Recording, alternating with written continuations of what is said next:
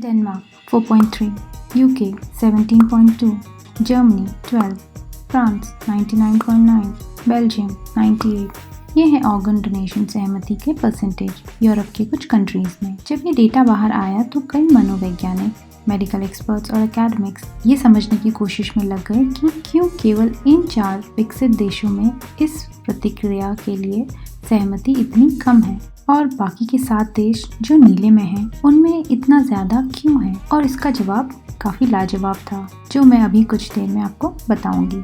तो आज हम 3 अद्भुत साइकोलॉजिकल एक्सपेरिमेंट्स के बारे में बात करेंगे जो आपके बेसिक अंडरस्टैंडिंग से ज़रूर प्रश्न करेंगे। सबसे पहला, 1974 में लॉफ्टस और पाल्मर ने एक स्टडी किया था। इनको समझना था कि कोर्ट में जो चश्मदीद गवाह बुलाए जाते हैं उन लोगों की बातों में कितनी सच्चाई होती है और किसी भी वकील के सवालों से वो विटनेसेस कितने प्रभावित हो जाते हैं या हो सकते हैं। तो उन्होंने अपने एक्सपेरिमेंट में 45 लोगों को 5 ग्रुप्स में डिवाइड किया और उन सबको एक रोड एक्सीडेंट का वीडियो दिखाया। अब वीडियो देखने के बाद उन सभी लोगों से इन 5 में से एक प्रश्न पूछा गया। क्योंकि टेस्ट अंग्रेजी में था इसलिए यहाँ मैं ट्रांसलेट करने की कोशिश करूँगी। गाड़ी कितनी तेज थी जब वो नष्ट हुई, जब वो भिड़ी, वो टकराई, उन्हें चोट आई, जब वो संपर्क में आई। और ये रिजल्ट था अलग अलग ग्रुप्स का। सेम वीडियो देखने के बाद एक ग्रुप के सब्जेक्ट्स ने जब क्वेश्चन में स्मैश्ड वर्ड सुना तो 42 माइल के लगभग स्पीड बताया और दूसरे ग्रुप ने जब सवाल में कॉन्टैक्टेड शब्द सुना तो उन्होंने एवरेज स्पीड कुछ 32 माइल्स के आसपास बताया। और ये डिफरेंस केवल एक शब्द की वजह से। अब आप लोग बोलेंगे इसमें कौन सी बड़ी बात है, तो रुकिए अभी यहाँ। दूसरा एक्सपेरिमेंट, तो यही रिसर्च टीम ने आगे जाके एक और एक्सटेंडेड एक्सपेरिमेंट किया, इस बार 150 सब्जेक्ट्स के साथ, और उन सबको 3 ग्रुप्स में बांटा गया और फिर सबको एक वीडियो दिखाया जिसमें एक शांत गांव की सड़क में एक गाड़ी जा रही है और फिर वीडियो के अंत के 4 सेकंड में उस गाड़ी का एक्सीडेंट हो जाता है। और रूम से निकलने से पहले उन लोगों से कुछ सवाल पूछे गए। ग्रुप 1 को पूछा गया गाड़ी कितनी तेज थी जब वो नष्ट हुई। ग्रुप 2 से पूछा गया गाड़ी कितनी तेज थी जब उन्हें चोट आई।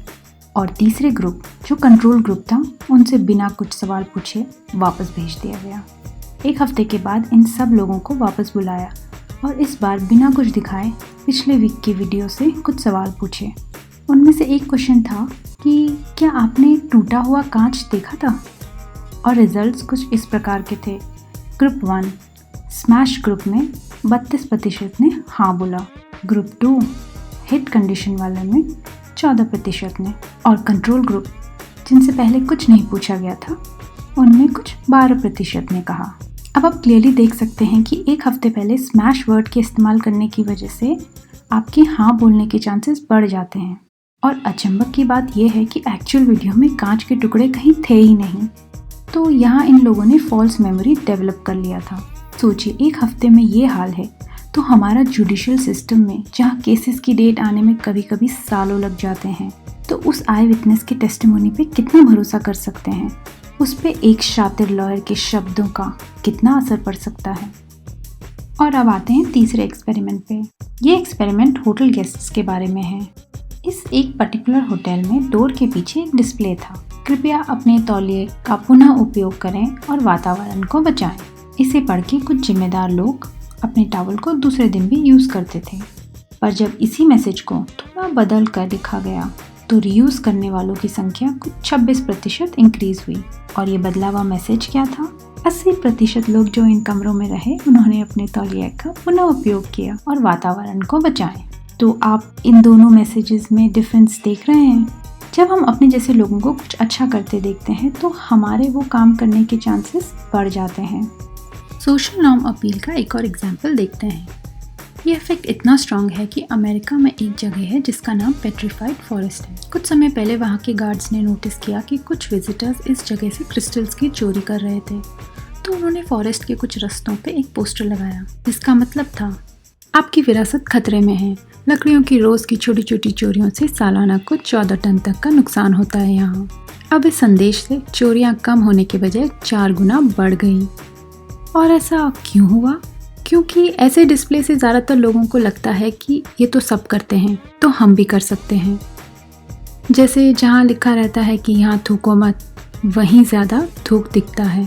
तो चलिए वापस जाते हैं हमारे पहले प्रश्न पे, ऑर्गन डोनेशन वाले। तो क्या आपको ऑलरेडी पता चल गया कि क्यों उन 4 पीले देश और 7 नीले देशों के जवाब में इतना अंतर था? तो दरअसल हुआ ऐसा कि हर देश में एक फॉर्म दिया गया ऑर्गन डोनेशन का। इसमें सारे सवाल सेम थे सिवाय एक आखिरी सवाल का। पीली कंट्री के फॉर्म में लिखा था टिक मार्क लगाइए अगर आप अपने ऑर्गन्स डोनेट करना चाहते हैं, और नीली कंट्रीज़ के फॉर्म में लिखा था टिक मार्क लगाइए अगर आप ऑर्गन्स नहीं डोनेट करना चाहते।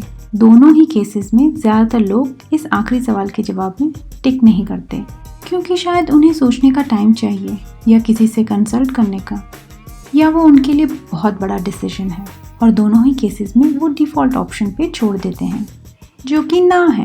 बस 20% लोग ऐसे हैं जो डिसाइसिव हैं, 10% कि हाँ हमें करना है, 10% कि ना हमें नहीं करना है, बाकी 80% का बाद में करते हैं वाला एटीट्यूड है, तो वो डिफ़ॉल्ट पे चला जाता है।